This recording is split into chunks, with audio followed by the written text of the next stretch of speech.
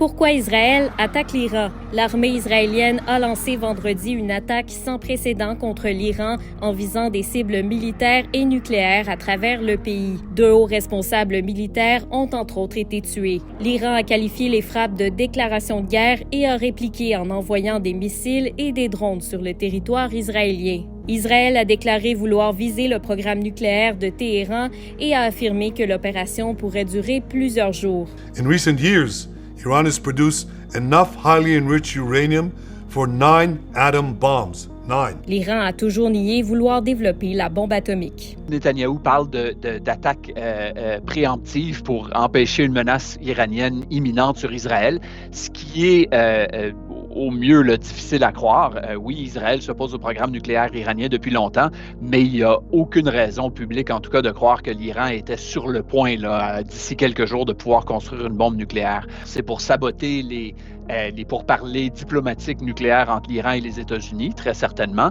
Et les esprits un peu plus cyniques ne manquent pas en ce moment, y compris en Israël, de dire que le premier ministre Netanyahou faisait face à une crise politique interne en Israël. Sa coalition a failli imploser il y a quelques jours. Le programme nucléaire iranien fait l'objet de négociations avec les États-Unis.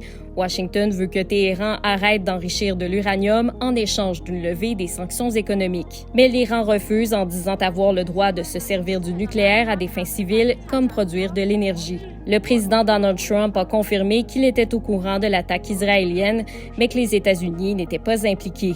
Il a appelé Téhéran à conclure un accord en disant que les prochaines attaques seront encore plus brutales. Les États-Unis ont d'ailleurs réduit leur personnel diplomatique dans la région, comme en Irak.